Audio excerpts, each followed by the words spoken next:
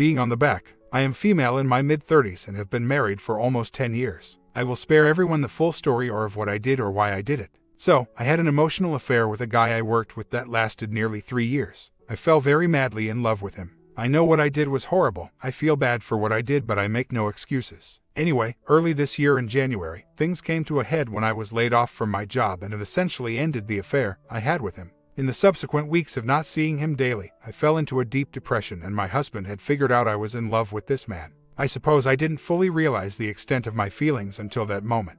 My husband is a board-certified behavioral analyst, and not much get past him. My husband knew this man existed, and I kind of assumed he had his suspicions. Of course, it devastated him all the same, and he lost trust in me. I don't blame him at all for that. I made the decision for us to separate so I could regroup and figure out my head. Things did briefly heat up with this man as we started talking outside of work.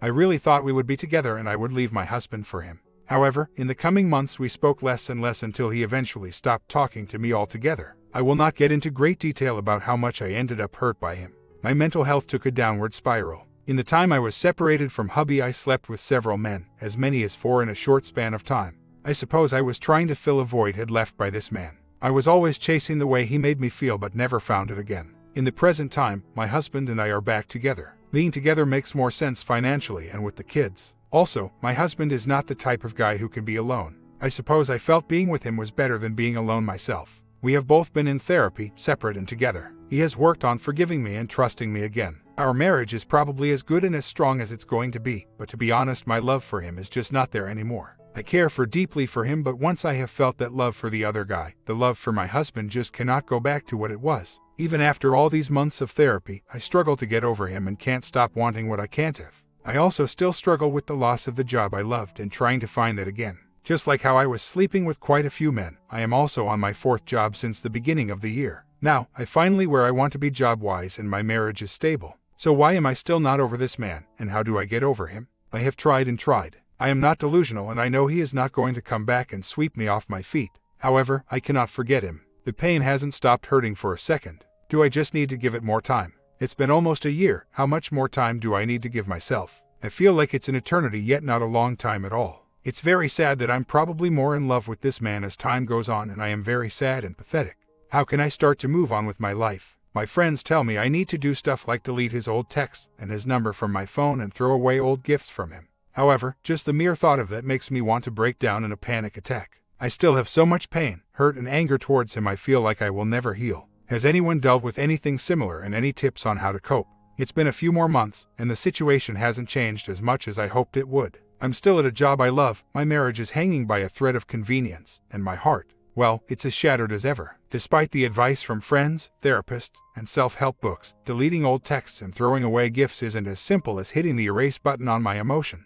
I see my husband every day. We're doing better in therapy, he's putting in effort, and so am I, kind of. He's still the kind, gentle soul he's always been. But it's not the same. It's like sipping decaf when you're used to the hard stuff, functional but lacking that kick. I wish I could love him the way he deserves, but that emotional magnet pulling me toward another man hasn't weakened a bit. Why is it that our hearts want what they can't have? It was a Wednesday afternoon when things took an interesting turn. My therapist brought up the term radical acceptance. I'd heard it before but never really let it sink in. The idea is to fully accept your reality, not fighting or fleeing from it. Facing the truth head on, no matter how uncomfortable, and making peace with it. You can't change how you feel, she said, but you can change how you act on those feelings. Those words hit me hard. For the first time, I sat down with my husband and laid it all out. I told him I couldn't promise that I'd ever love him the way I once did, or the way I loved him, but I could commit to our family, our children, and to giving our relationship everything I've got. He listened, eyes misty but determined, and agreed to move forward on those terms. Still, facing the day-to-day is a struggle. At first, deleting that guy's number felt like deleting a limb. But I did it. I had a panic attack, cried, but I got through it. No amount of clinging to old texts or presents would bring back what I thought we had or make him into the man I wanted him to be. My therapist was right. I couldn't change how I felt, but I could change what I did about it. I started to apply the same principle at work, too. Instead of mooning over what my old job used to be and how much I used to love it, I threw myself into my current role. It's surprising how engrossing work can be when you fully commit to it. I've even caught myself feeling some of the same thrills that I used to. It's not the same, but it's something. Months have passed, and the pain has started to dull around the edges. I still think about him, of course, but less often. I've taken up painting, a hobby I always put on the back burner. It's not a cure, but it helps redirect my thoughts when they go down that dangerous path. Plus, I've got something to show for it at the end, something that's mine, that's a part of me and not connected to anyone else. My husband and I are still going to therapy. Our marriage isn't the stuff of fairy tales, but it's real and it's ours. I'm learning to redefine love, not as a fire that consumes me but as a hearth that keeps us warm. And slowly but surely, I'm learning to let go of a man, of a dream, of a fantasy. My comment: what an absolutely terrible person you are. Really, just awful. He said he doesn't want to be alone, but being with you is worse. At least he would have a chance to find someone that loves and deserves him. You are a grown woman chasing some teenage feelings, for goodness sakes. Another way is to count the losses. So, you lost a job, lost your marriage, lost your place of residence, lost your mental health, lost the love for your husband, and lost the man you were madly in love with. Kids, you're now living with your husband and finally stable in a job. What did you mean by makes more sense financially to stay with him? Could you not cope financially when you separated? Couldn't keep a job? What does your therapist say? A professional therapist would summarize from your story that you had a trail of losses, seemed to be stable in a job only when living with your husband, but you may have some obsessive tendencies and most definitely some destructive ones. Story 2. Been seeing 57M for a year. I'm 40 Fahrenheit. We met on Old. My first date after a 20-year marriage ended in divorce 2 years ago. He looked different in his pics, bearded, long hair, clean-shaven on his old profile, but blamed it on lockdown. The physical attraction wasn't there at all, though he's in excellent shape. But the more time we spent together, we connected deeply, and he's a really fun, caring, considerate, and gentle guy. He's a dynamite in the sack, too. Coming out of a physically abusive marriage that ended with restraining orders, this relationship was a breath of fresh air. I've never felt so loved, cherished, respected, supported, and accepted my entire life. His 2 kids are in their early 30s, my 2 are in their late teens. He's been besotted from the beginning and has been wanting to commit, move in together for several months now. He's never met my kids but has been asking to meet them from the beginning. He's been begging me to meet his kids. Problems. 1. He lives with a roommate in a very beautiful but extremely filthy apartment.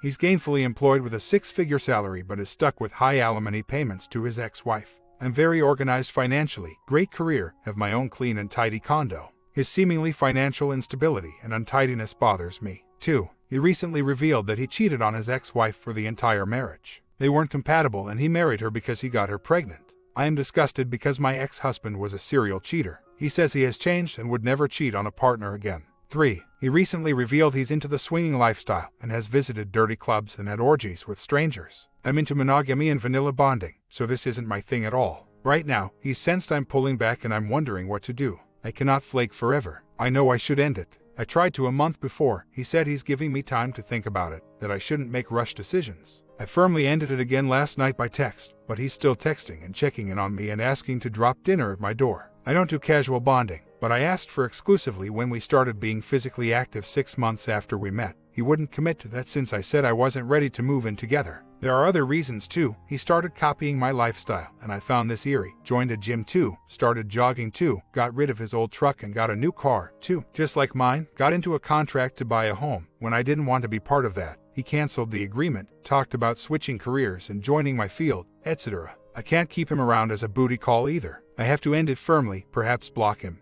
He's hanging on tight. I value monogamy and exclusivity, and vanilla bonding. I made this very clear when we started dating as I shared my experiences. At the time, he said okay, he values those things too. Our initial physical encounter was 6 months after meeting. He was extremely patient and loving and never pressured me for anything physically intimate. I think we had our first kiss after 3 months of meeting. He said he respected me, but he did pursue me very hard. Honestly, it felt great to be wanted after spending 20 years crying and pleading with my ex to stop cheating. Calls, dates, meetups, gifts, cooked meals, etc. kept trying when I pulled back, which is what really won me over, and I gave in and decided to give it a shot. Still, he stayed, was loving and wanted to spend lots of time with me doing fun activities. The other red flags have been there, but the swinging and cheating revelation was just recently, a month ago, during a pillow talk. He asked me to consider the possibility of exploring other stuff physically. That's the last time I saw him. He's been relentlessly asking to get together again. To be fair, I'm not in love with him. The attention was nice, though, so I blocked him today. Why did I remain in the relationship for so long? 1 year. 1. I was extremely downtrodden after my marriage ended. My ex was controlling, a serial cheater, and physically abusive towards the end of the marriage. The 57-year-old validated my pain and was very empathetic. We bonded over stories of his experiences as a retired cop, his first career, working with abused women. 2. He was proud of my education, career, PhD at 27, and accomplishments. He praised me, encouraged me, complimented me, and supported me professionally and personally. My ex was competitive and belittled me constantly. 3. We met a year after my divorce, around the time my ex broke my arm and punched my face. The 57-year-old was extremely caring and supportive, saying no one deserves to be treated like that. 4. He pursued me hard, but also gave me space when I insisted on it. I had many moments of low self-worth. He would bring cooked food, hold me tight, not insist on bonding, and encourage me. I felt safe with him. 5. When I needed him, all I had to do was snap my fingers and he would immediately come over and offer help or support as requested. All texts were answered immediately. Now, I've read enough horror stories of emotionally unavailable men. He was always there for me, no questions asked. He'd drop everything and tend to my needs. 5. The bonding was amazing. He loved and worshipped my body and figure. He always showered me with compliments. 6. Heck, sometimes I felt like a dirty girlfriend to him. Going in, I wasn't looking for anything serious so quickly. I told him that. With everything going on in my life, he was patient. He said he'd give me all the time I needed to recover when I pushed him away. He said I was worth waiting for. 7. About the 17-year age gap, we had differences in taste of certain hobbies, but he was curious to learn about my interests. Watched the same Netflix shows I did, same artists I liked, Googled the same music, etc. Very flattering. I woke up on Christmas morning to find 3 boxes outside my door, Christmas gifts for me and my 2 children he's never met. I immediately called him to politely reject the gifts, but he's begging to talk about what went wrong with us. He says he's done with the swinging and the cheating is in his past. He says he doesn't want to lose me, but I'm done with the relationship. I want out. He will not accept the gifts back. Right now, they're in the trunk of my car. The kids haven't seen them. I am an a-hole for shipping them right back to him, with signature for proof of delivery. Or should I head over to his place to hand them back? They're not cheap. A laptop for each of my kids, and a designer handbag for me. Very thoughtful, I know. I feel like a horrible person. He is a retired cop. I actually paid for a background check on him myself at the beginning of the relationship. Everything checked out at the time, no red flags. In fact, he's very knowledgeable about domestic violence, women's shelter, abuse, etc. That's how we bonded, considering my background. The gifts were returned this morning. I asked a friend to help out. She left them with his doorman. His apartment building is very secure and the doorman has to buzz visitors in. Several months ago, I saw a nasty dent on the side of his car and a broken window. He was cagey and didn't give a straight answer when I asked about it, and instead said he would rent a car while his got fixed. He couldn't even tell me where the damage occurred. His apartment garage and the greater neighborhood is very secure. Now that I think about him, someone must have bashed his car with a baseball bat. A previous poster wondered about his reputation, and this came to mind. He's 58. The dating app keeps matching me with older guys. Widowed 5 years. Wife passed from cancer. I'm 40. Divorced for 2 years. Shared custody with ex 50-50. We each have 2 kids in their late teens. We average 3 dates per week for about 2 weeks now. No bonding has happened. I'd like to get to know him better first, and he said he respects that. I'm into monogamy and exclusivity. He says he is, too. He mentioned that he's been dating casually since the wife passed but is looking to remarry. I'm still on the fence about remarriage at this point. We've enjoyed our time together. We are both physically active and fit, great chemistry and connect well emotionally. Politically, we're polar opposites. Although we are both vax and boosted, he's very conservative and doesn't believe in masks or the vax. After our last romantic date on Sunday night, we ended on a high positive note. We make out, he's a gentleman, and plan to meet the next evening. Unfortunately, I got sick that night and tested positive the next day. I immediately called him, canceled our plans, and asked to get tested. He panicked, said he wasn't worried because he'd got it before, and that's when things started to get weird. He texted 2 days later and said he tested negative. In silence. No checking in on me except when I initiate to say hello. He responds immediately, then silence. I'm really sick, and friends and families check in constantly, but I only get 1-word texts from the guy. This week, his teens are still visiting his late wife's family, and my teens are with their dad. Thankfully, they all tested negative. We've never had the define the relationship talk, but I'm a little hurt that he pulled back when I needed emotional support. I'm quarantined, but a phone call would mean a lot. He was an avid caller, texter before lockdown.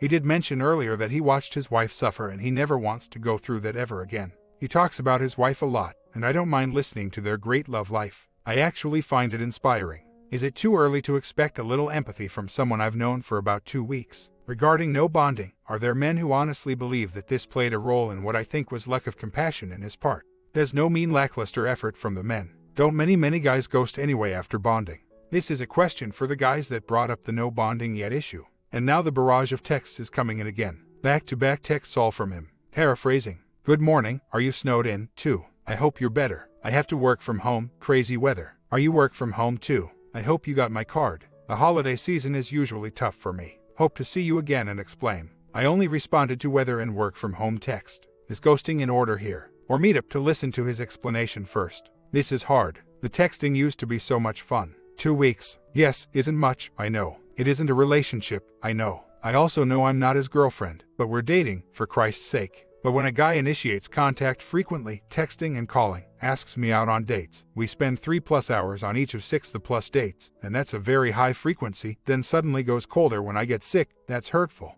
Imagine how devastating this might have felt had we had slept together. Thank God we hadn't.